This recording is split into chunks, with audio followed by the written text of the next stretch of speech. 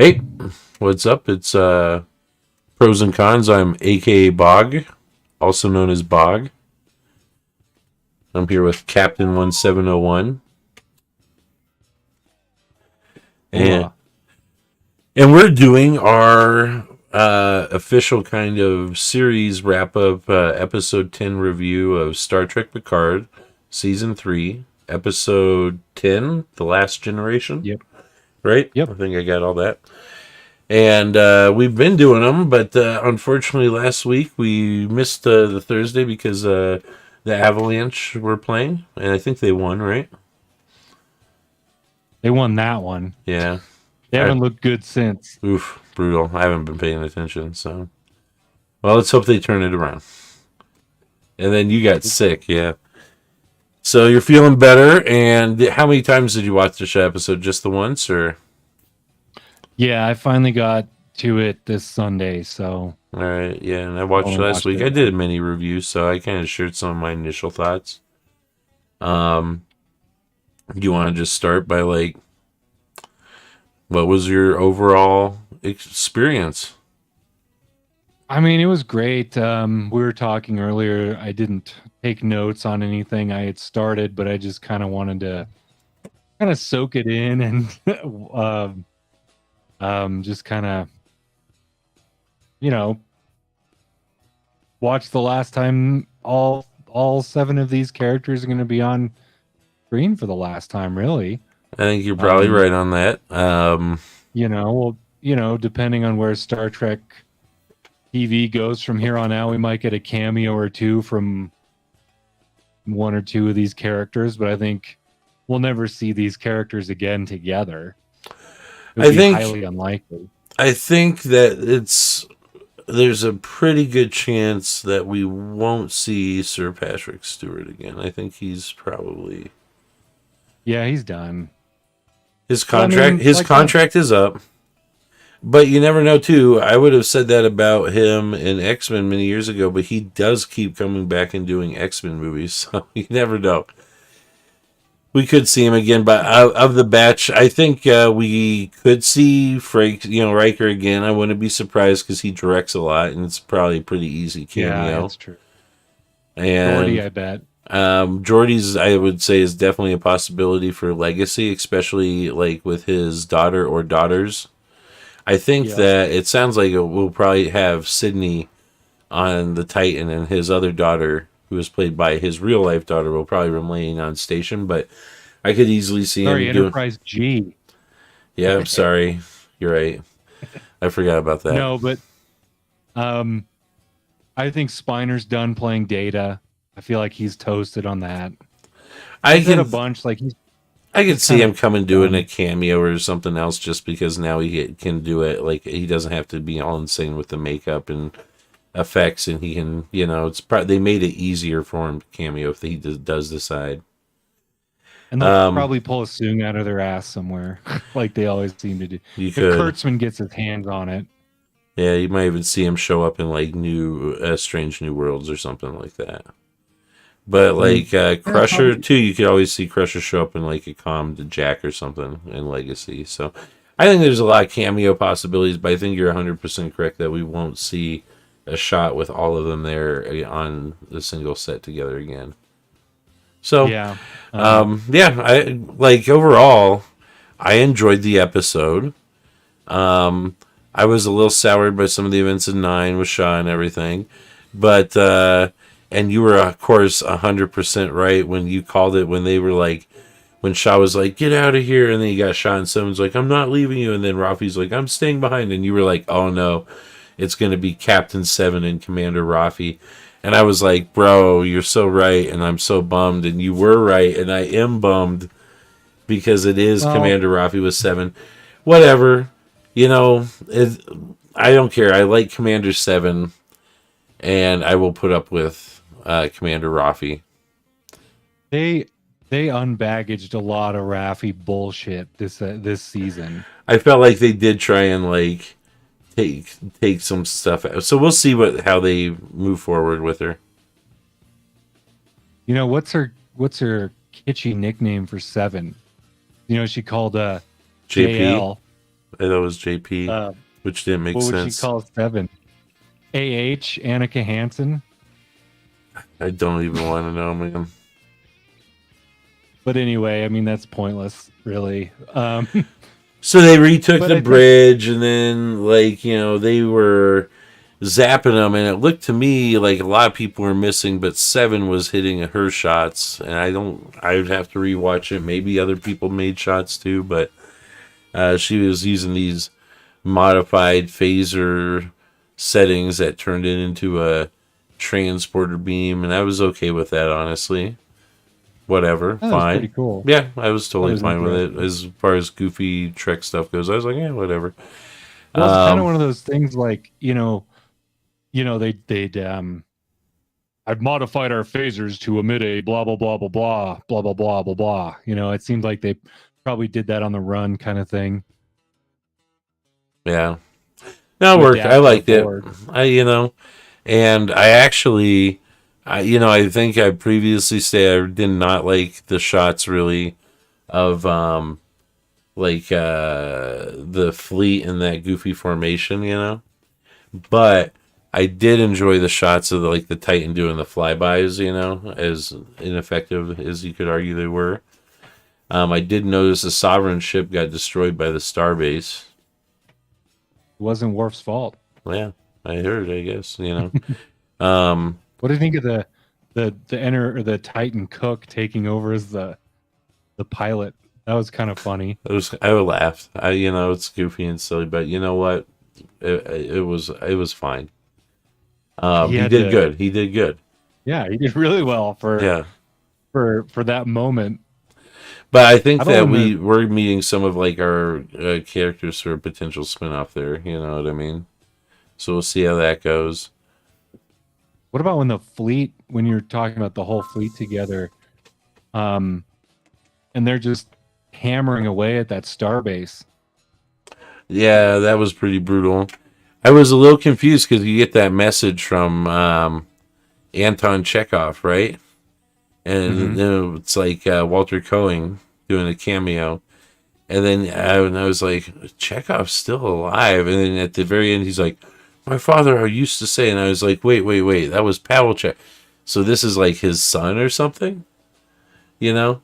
And Gotta be so, like his or grandson. something. But so it was kind of like an odd, like, homage to both Chekhovs because they named him Anton after, like, Anton Yelchin, Yeah, the actor. right? So that was, I don't know how successful that was because I was a little confused at first, but so be it. I'm like, all right, check Well, off, whatever. yeah. He was kind of always the forgotten I think my note on that was POS like, guy. oh, Chekhov, and then underneath it was like his son question mark or something. Because but no, um, overall, like I said, I just kind of went into it just like to just like sit back and kind of enjoy it, and overall, I did just enjoy it. Um, you know, if I had my notes, I would probably have some goofy, nitpicky things, but for the most part, I think at the end of my little mini review, I said I gave it an 8.5 or a 9. But that was good. I enjoyed it. And Would while I you? had some issues, especially with 6 and a little bit with 7, and then a little bit with 9 on those episodes, overall, I actually really enjoyed the season. Definitely like a Yeah, solid 9 overall. it was far and away better than the other two, and you could tell they totally just kind of like stuck a middle finger to Kurtzman, and we're like, we're basically gonna demolish everything you did in the last two seasons. Like they didn't count They because they had some references, we but they basically just ignored it. Laris is Laris just chilling back at Chateau Picard, just like, where is he? And then Girardi never came back, so she's like officially gone now, written off. I guess she's Um, holding the line at his alter dimension at portal or whatever. So fine. I and I did then like that it was the proper Borg Queen. I guess I didn't realize Janeway's attack in Voyager was so devastating to him. Brutal. All right. I mean, our Starfleet captains sometimes like to genocide, Brutal. like Janeway, and then Cisco like basically killed the Maquis. Well, yeah, Part of the job. taking. War is hell. Yeah, exactly. But I think I overall like I was so nervous going into this season because based on the past history of new Star Trek episodes of any new series, you're just like expecting a train wreck. And while it did have its issues, one of my big things was they kind of continued the Hertzman mystery box, string you along the entire Yep. time. They definitely till the did some very mystery end. boxing, and so in particular, I felt like the first arc, which pulled heavily from Wrath of Khan, was pretty good. Like it started First, like really strong. The first 5 episodes were really strong. where they were battling the Shrike. Yeah, Yeah, and those were it's great. setting everything up. And overall, I thought that first 5 were excellent. Issue 6, it really took the second viewing for me to really like realize just how much I didn't like some of the shortcuts that they took with the writing to do what they needed to do. I felt like they could have done other things to, just make the pieces fit together better, you know? And I liked 8. I think that was the Ro Lauren episode, maybe. Or maybe that was 7. He was further ahead. She might have been But 7. yeah, It was in she's in the there. middle somewhere. For episode 9, when we got the big, or whenever it was, we got the big reveal that it was the Borg again. I was a little like, I'm kind I of was like tired of the the Borg, Borg. but I felt that episode 10 tied it up really good, and I don't mind so much that it was the Borg again because I just kind of enjoyed it, and it really did kind of was like, oh well, Voyager goofed up, and this is really it, and it's like, all right, well, this is gonna finally, so be it. One thing that I had going into the final part of this season was like, am I really going to start believing that Picard cares about his son? Because I never had any. I liked Jack Crusher, but I never had any emotional ties to Jack Crusher. I didn't care if he lived or died.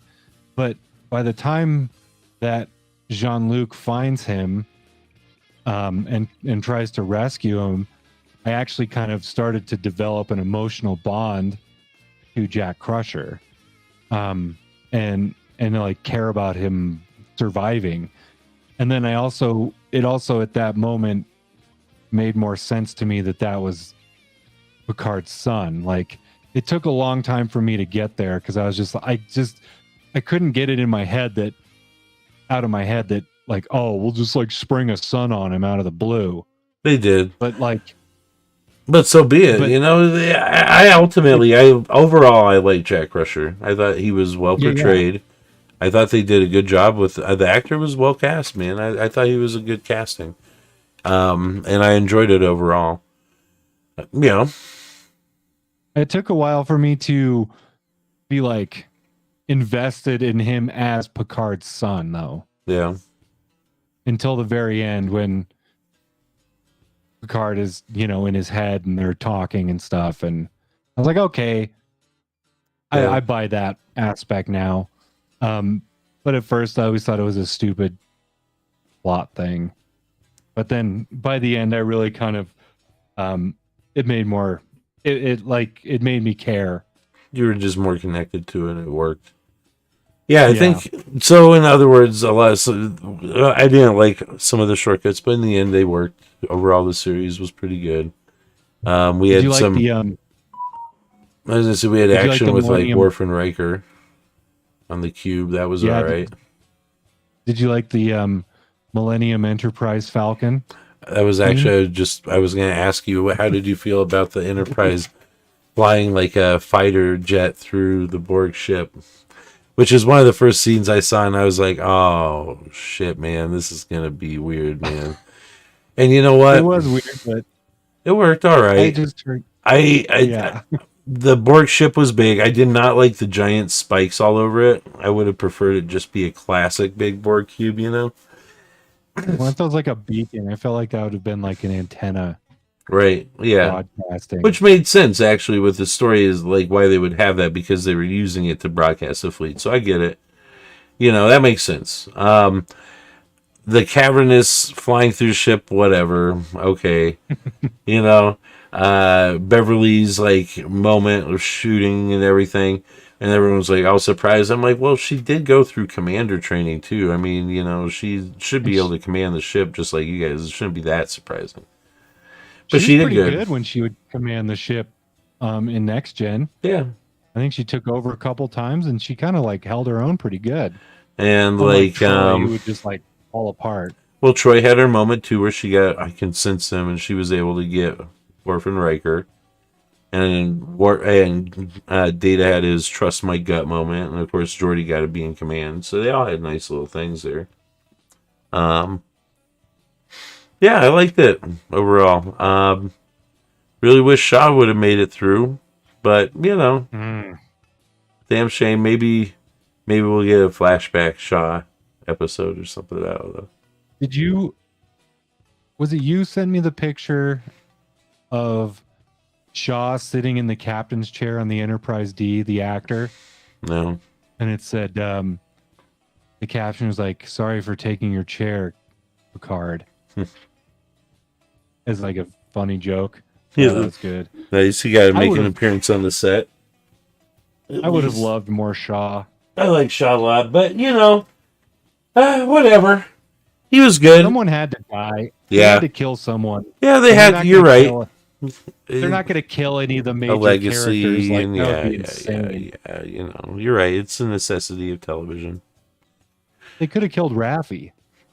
So I got a surprise for you. I don't know. Did you see the? I haven't sent this to you yet, but did you see that picture of that comic? I got for you. Yeah. The Dog of War. Now, is that the one with Cisco and Kirk? Yes. Now, in all fairness, I don't know why. This is some of the weirdest. This is kind of a weird jump here, but I'm going to just bring it up because it's kind of fun, right? In these comics, interestingly enough, all right, this series, I've got one more of them, and I think I know exactly where it's at. It's right here. So this series is called The Dog of War, and the A cover, you ready for this one? All right. Pretty normal crew shot, right? Yeah. Who's the dog? Who's the dog? Why is there a corgi there, right? So this is the C cover. Pretty good. Like Quark. Okay. What? What is going on, right? Have you read them yet? No, I haven't. And the B cover has nothing to do with a dog, but it was perfect. So I got you one of these because I knew you would love this. Is it called The Dog of War? The Dog of War. But this is the B cover. Right? Death to the opposition. Wait for it. It's a wraparound. I love it. So I got you one of those. I'm going to send that to you. But aren't those... What's with the dog covers, dude? Anyways, weird sidetrack, I know, right? But I feel like... Star Trek comics are getting strange. Dude, have you read The Resurgence yet? I haven't started it. I haven't either, but all right, so let's talk about that for a minute, okay? This is a weird sidetrack too, but here's the deal. Resurgence was supposed to come out a year ago. It was delayed till April. Then it was delayed till May. And everyone's like, what, May 23rd? And they're like, no, not May 23rd. It's May of 23, you know? And then a few days later, they came out and said, well, it's May 23 of 23. And so it's been this whole disaster, like disorganized goofiness. And if you go to their website, it's stuck on like this weird, like low-res frame of a video for forever. But then when you like go to click on something, it starts playing and looks fine. And it's a game that's being made by 20 people who used to work at Telltale Studios, who like kind of got together to try and keep doing those types of games. And it involves two main characters, so two main side plots that you play through. What And type of game is this? it's like a story game, a role play game. Oh, okay. So like a choose your own adventure, like you go through and you're like, and it's like, oh no, what do we do? And you're like, shoot the bird of prey, or like open communications. You know what I mean? So it's like a branching storyline. Okay. And the comic book ties directly into it. And I'm trying to track down a copy of the PC Gamer article that talks about it to learn a little bit more, but it's probably going to be like a $10 or $20 game. I'm totally going to play it on channel. But we should maybe read the comics and do a review about it before it comes out in May. Sounds good. Yeah. But anyways, yeah, overall, man. Oh, I wanted to bring one up that I saw on someone else's video. You remember that the Excelsior was destroyed because they were able to. I know he's gone. They did Elnor super dirty. Ain't that rough, dude? They took out Shelby and Elnor and Roe, but Tuvok's okay at least. I also heard on another show that I listened to. I think when you mentioned the that was from Red Letter Media. Probably, they mentioned that. This one brought up like this whole story was probably Commander Riker fan fiction because I saw that got to see two of his like the two women that back talked to him get taken out. Roe and Shelby. Yeah, that was brutal. I was laughing though. Right in front of him. Oh. Although at least I'm just kind of surprised. Yeah.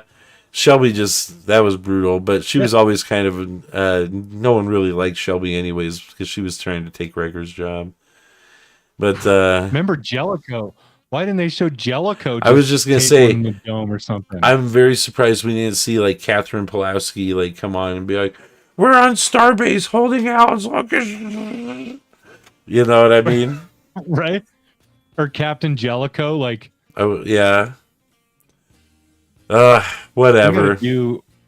We got when we get like the when we do the shuffle track and we get to that episode, we'll have to do a in-depth discussion on Jellicoe. I like Jellicoe, yeah. No, like I said, I think we start next Friday for Shuffle Track. We need to bring up Q.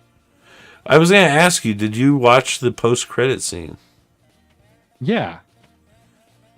I knew it was there. All right, I was like totally on board for Enterprise G, even though I thought it was dumb that they renamed the G or whatever. But fine, whatever.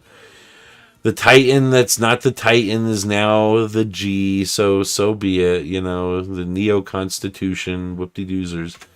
I hated Jack's entrance onto the bridge at the end there, where he just like comes on all like, oh, you know.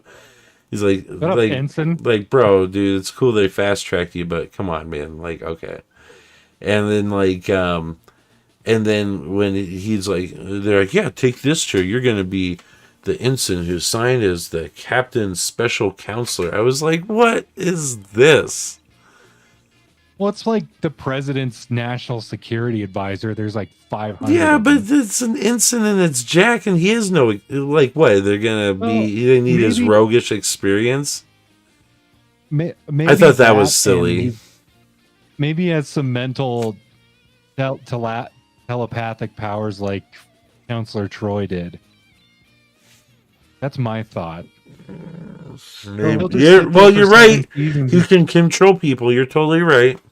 And he's the counselor, like the counselor, like Troy.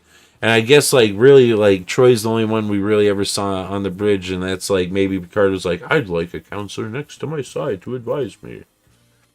So I guess, but it seems weird that it's an ensign and it's Picard. Like, it seems like, I don't know.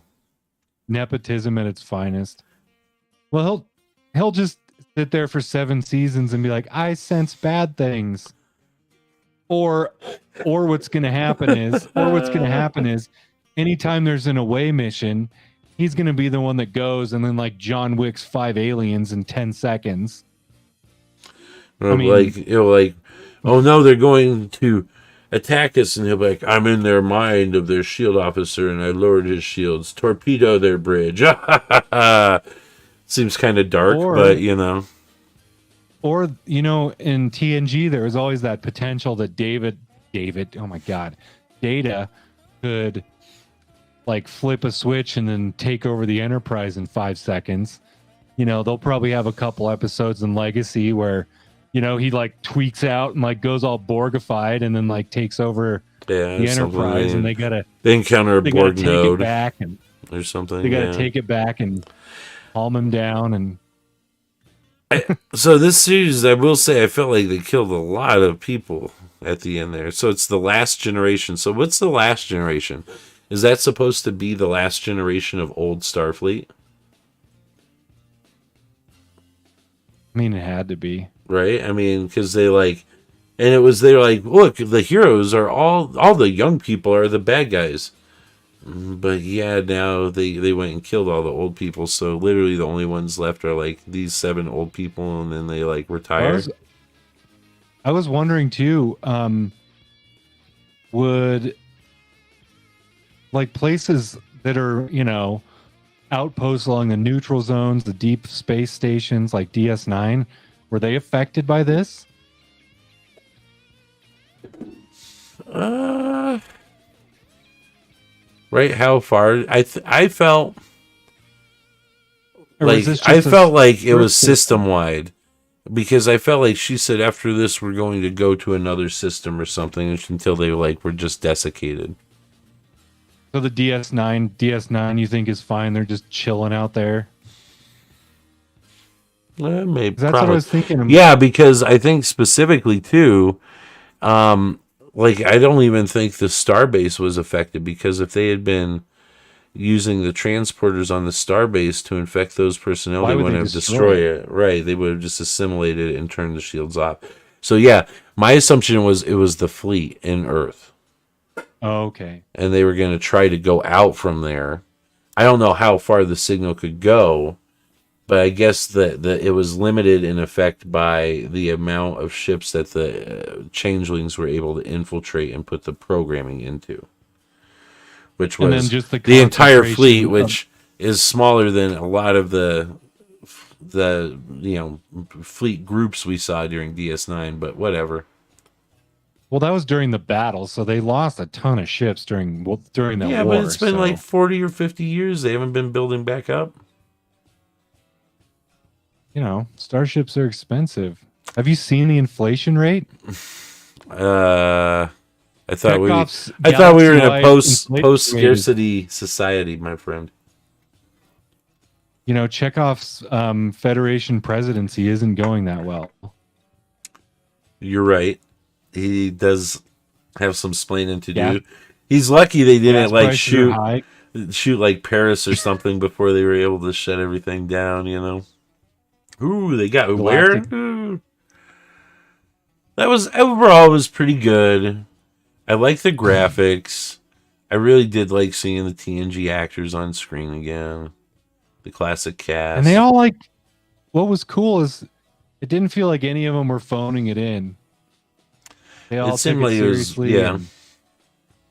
I thought towards the end, Worf just kind of became the joke master, which kind of annoyed me. I mean, they were good jokes, but I'm like, okay. Every time he talked, it was just like, oh, I like him being funny for no reason. This sword is heavy. I'm gonna take a nap. Riker Troy is hot. Like, okay. I don't remember him being like that. When Worf, what did we call it? Sib jumped the shark when Worf went after Troy again. Yeah, right. I remember. You know, we are now a threesome, and he's just like, "Do you even know what you're saying?" And you're like, "Guys, does Worf really have to just be the comedian?" Yes, unfortunately. No, but I just thought it was over the top. Yeah. Whatever. I'm willing to forgive a lot for how much I enjoyed it. Honestly. Right. You know, I enjoyed seeing the actors play characters I like. I watched Legacy. I'll tune in for Legacy. For sure. I'll give it a good solid go. In fact, I would be willing to do weekly reviews on that one. It brought reverence back to Star Trek, and it wasn't so... It felt a lot more like actual Star Trek than a lot of what we've had. I wouldn't even mind just having episodic Star Trek for a while. Would be nice. You know, Well, Strange New Worlds is dumb. I don't like it. I am going to reserve my final opinion on that, considering I only watched a few episodes. But I did not like the inconsistencies between Strange New Worlds and the original series. And I know they're like, oh no, it's like this, and it's like, dude, man, you're bending things, and I'm not too into it. And so someday I Well, might go back and watch it. But can I they be tried to totally make honest and candid with you? sure. I feel like, and maybe I'm wrong, and maybe I'm being insensitive, and maybe I'm being less inclusive than I should be. But I feel like they, at least from the preview for the next one, in particular the shot of like Spock in the captain's chair, I feel like maybe they're intentionally playing up that he's a little autistic there, and in an effort to be more inclusive. Which, all right, but I really like seeing Spock in the captain's chair with a big goofy grin on his face. He shouldn't be grinning, you know. And he says, "I want to go fast now." Like, he's not like a little child or anything, you know. I mean, this is Spock, man. Like, If he does have a mental disorder, it feels like they're mocking it. I was gonna say, it doesn't feel right as opposed to playing him as like a competent, like, It's a caricature of what they think someone with autism would be like. yeah. If I that's the just case. I don't know. I don't like it. I'm sorry if that makes me a And bad person in some way, shape, or form, but I don't like it. I don't like it. I'm not into this portrayal of Spock, and so I'm really not in a rush to watch Strange New World Season 2. And Pike as a leader couldn't motivate me to make a sandwich. I liked Anson Mount's portrayal of Pike for the most part, but I feel like, I don't know. I like parts of it. I didn't like parts. Just like Captain Archer couldn't motivate me to make a sandwich. Nice. You know, but like, I'd run through a wall for Janeway, Cisco, Picard, or Kirk. Yeah. Well, and what was it? Last season they brought in Samuel Kirk so they could do the teasers where they're like, it's Ensign Kirk, right? And they brought in Sam Kirk, right? And then this season it looks like there's definitely a door. There's definitely like a James Kirk cameo. And I'm like, guys, I'm definitely not ready for you guys to redo the original series. Like, you know, oh well, whatever. They're gonna do what they're gonna do. I don't have to watch it. I am gonna watch Star Trek Legacy, and I'm gonna play Star Trek Resurgence. Star Trek Resurgence, by the way, takes place canonically, directly after Nemesis. Are you gonna watch Academy? No, I'm not even gonna watch. No. I'm not even gonna watch any of the trailers they produce for Academy ever. It sounds so bad. What time frame is it set in? Mess. What time frame is it set in? It's the future Discovery. I was gonna say, is it like Tilly in the past before Discovery was lost? But no, it's Tilly in the future raising the new class after like Starfleet was like decimated and all the ships are these floaty engine things. I definitely am not gonna watch that. I'm sorry. Hard pass. I'm sorry. Why do they think Tilly is so good? She's the worst character of all time. I don't like Tilly, man. Like, even like the first season of Discovery, I didn't mind her too much. But and like so like it's been a long time since I watched Discovery, and I haven't watched all of it, so take all of my comments on Discovery with a grain of salt. I liked Stamets and what was the other guy's name? I don't even know. The doctor. I like the two of them. They're like actually the only two like characters on the series I felt were in any way, shape, or form compelling that first season. You know what I mean? And then they Lorca? Did you like Lorca? I kind of liked Lorca, but I liked Lorca. What about the tall alien guy? No. Nah, He's different. okay. He started off, but then I don't know. Then their Overall, species, the Kelpians, they got all like super important out of the yeah, blue. yeah, I don't know. Early Discovery, I just wasn't too into, and They went so hard into the Section 31 vein that they are you couldn't get out of it. excited for the new Section 31 movie announcement? I don't care. I No. definitely am not, right?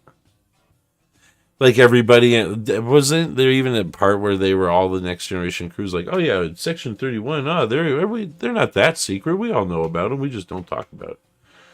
It's like that. That's not how that works. No. Whatever. Like I said, we were getting nitpicky and we're just dragging on. And more we talk about, we're picking on dumb Well, stuff. But overall, dude, I really enjoy it. I had fun. I enjoyed watching it.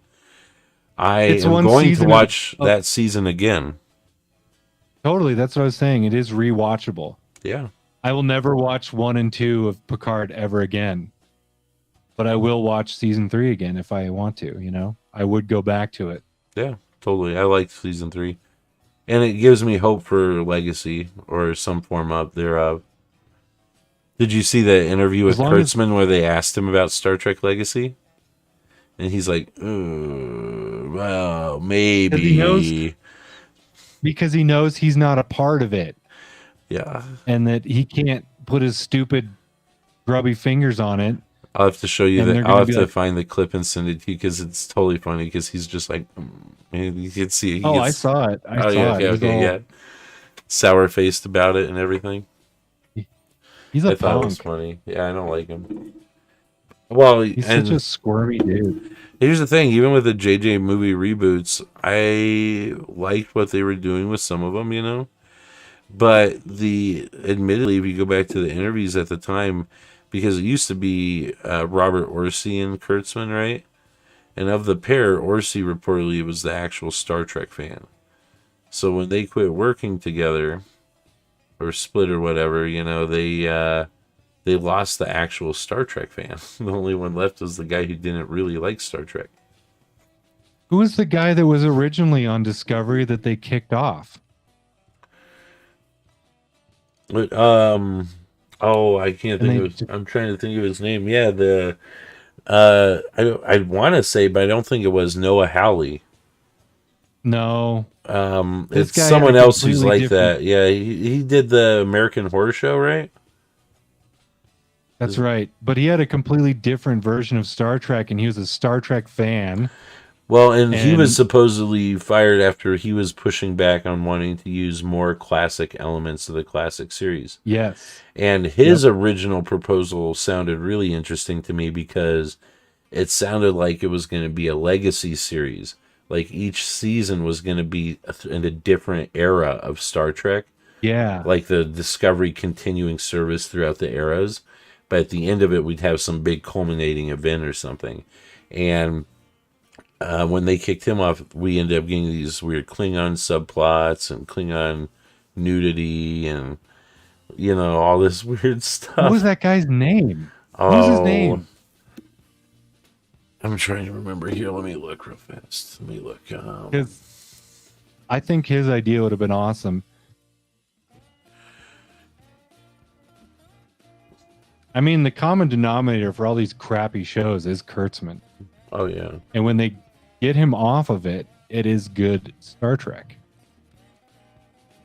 Let's see. I'm looking here. Brian Fuller. Yeah, that's right. Yep, yes. Yep. Yeah, you know, he's the one who picked the registry number for Discovery, the 1031 for Halloween. Oh, nice. Yeah, did you ever catch that? That's why. That's why the Discovery's registry is 1031, is because he wanted it to be spooky. He wanted the series to have a spooky horror kind of vibe, and he was and the ship was the number was an homage to Halloween. It had a horror vibe because it was so terrible. Dude, it could have been really good. It could have been really interesting, and I think it just got derailed. So. You got anything else, or kind of wind it down? No, or? I'm just I want to just see kind of where Star Trek on TV goes from here. Yeah. And I think so far, If they it keep goes the doing direction- Star Trek, I don't like, but if we get Legacy, I'm fine with that. I'll just watch Legacy. Yeah, for sure. Oh, yeah. That's cool. Don't screw it up. Right. Here, let's go ahead and do a wind down. Thank you everybody for tuning in, watching the show this season. The plan is that we are going to try and continue to do weekly shows on Fridays, I think, and sometimes I'll be talking about Star Trek comic books. Sometimes maybe Star Trek video games. Sometimes it might be one of us doing a single show, or maybe doing some live streaming. But ultimately, we want to do a weekly show called Shuffle Trek, in which we're going to load up basically all the real Star Trek episodes into a big old shuffle mix. We're going to watch an episode every week and then do a review because we love Star Trek and think it would be fun. Yeah. Yeah. All right. Well, thanks for tuning in, Captain. I'm going to go. You ready? Yep. We'll see you on the next one. And we're out.